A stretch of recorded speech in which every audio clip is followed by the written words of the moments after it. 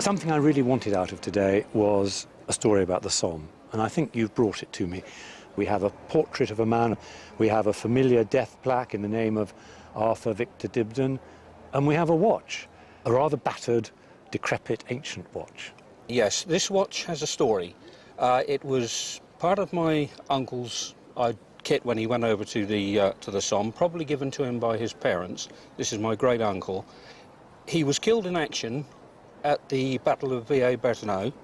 The watch was looted by an enemy soldier, who later in the day was himself killed. The watch was then liberated by an Australian soldier who was part of the counterattack. The Australian soldier, on his way back home to Australia after the war, was stationed at Tidworth Garrison, and he returned it to the New Forest, where my great-uncle's parents, my great-grandparents, lived.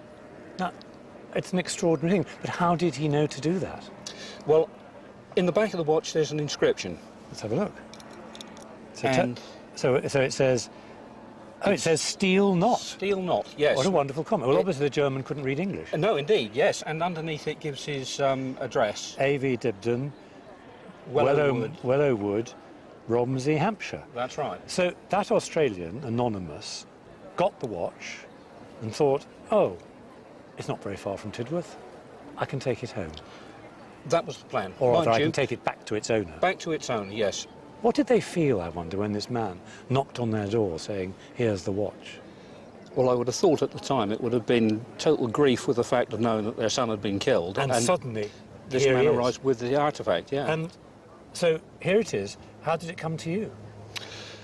It was put away by my grandparents and forgotten about. The story about my uncle was completely forgotten. And it was stored in a milking parlour that was destined to be broken down because it was in a state of total disrepair.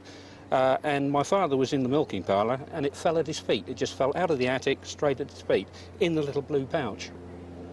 It was all meant to be, wasn't it? It really was, yes. I think a little bit of background is necessary simply because that 1918 period is so crucial in the ultimately what happened in the First World War. The great German advance of the spring offensive of 1918, Operation Michel, was so successful. It just ran through the British lines. And it was stopped near Villers Bretonneux, as you say, primarily by the Australians. You know, the Australians are the great heroes of the First World War, understated sometimes, but everybody said they were the greatest soldiers. They fought the best. And they stopped the German advance, and they built the background for the great British advance of August the 8th, which of course brought the 100 Days and the war to an end. I think you've told me the most extraordinary story. The watch, battered and decrepit and rusty, is frankly worth £5, if that. But it shows that so many of these things are completely down to chance. You know, if that hadn't dropped out of the milking parlour, if the Australians hadn't bothered to take it and deliver it home, it's all ifs. But because of all those ifs, it's here.